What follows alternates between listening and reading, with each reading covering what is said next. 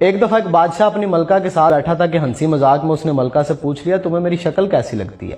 ملکہ جو بادشاہ کی عزیز ترین بیگم تھی وہ بھی ذرا مذاق کے موڈ میں تھی، لیکن اس وقت اس نے جملہ بڑا کرخت بول دیا، آپ اسے سلپ آف ٹنگ کہہ لیں، بولی مجھے آپ شکل سے جہنمی لگتے ہیں۔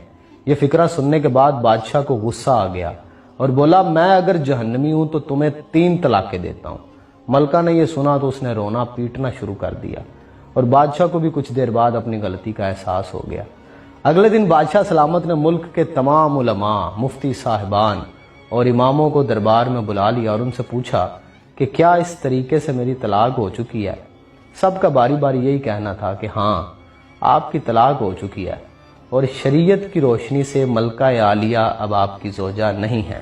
اس محفل میں ایک نوجوان مفتی بھی موجود تھے۔ وہ ایک طرف ہو کے بالکل خاموش بیٹھے رہے۔ بادشاہ نے ان سے بھی یہی سوال پوچھا تو انہوں نے کہا جناب یہ طلاق نہیں ہوئی کیونکہ آپ نے مشروط طور پہ کہا تھا کہ اگر میں جہنمی ہوں تو تمہیں 3 طلاقیں دیتا ہوں، اور ابھی تک یہ طے نہیں ہوا کہ آپ جہنمی ہیں کہ نہیں ہیں۔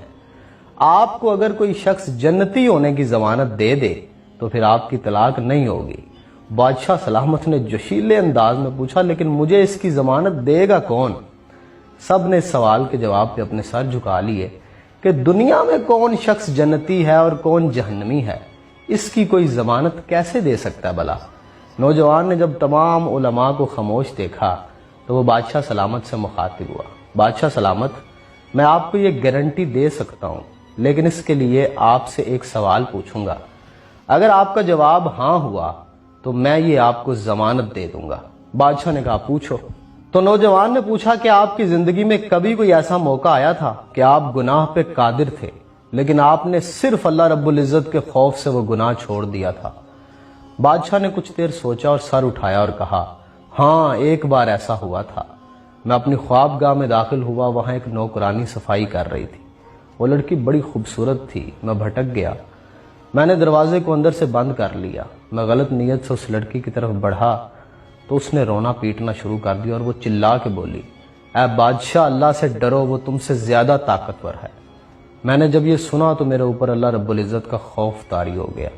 میں اگرچہ بادشاہ تھا، وہ لڑکی میرے کمرے میں تھی، میں نے دروازے کو اندر سے کنڈی لگائی ہوئی تھی اور اس وقت دنیا کی کوئی طاقت مجھے وہ برائی کرنے سے نہیں روک سکتی تھی، لیکن میں نے صرف اللہ رب العزت کے خوف سے دروازہ کھول دیا اور اس لڑکی کو جانے کی اجازت دے دی، صرف اللہ رب العزت کے خوف کی وجہ سے۔ یہ سن کے وہ نوجوان مسکرائے اور انہوں نے قرآن حکیم کی یہ آیت تلاوت فرمائی جس کا ترجمہ ہے جو اپنے رب کے سامنے کھڑے ہونے سے ڈر گیا اور اس نے اپنے نفس کو خواہشات میں پڑنے سے بچا لیا تو ایسے شخص کا ٹھکانہ جنت ہوگا۔ اس کے بعد اس نوجوان نے بادشاہ سے کہا میں آپ کو ضمانت دیتا ہوں کہ آپ کی طلاق نہیں ہوئی۔ وہ نوجوان امام شافعی رحمۃ اللہ تعالی علیہ تھے۔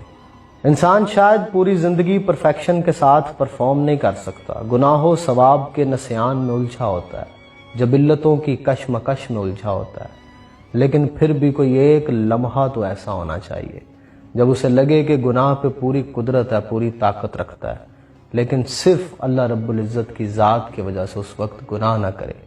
شاید اللہ رب العزت کی ذات مہربانی کرے اور اس لمحے کو ہماری نجات کا ذریعہ بنا دے۔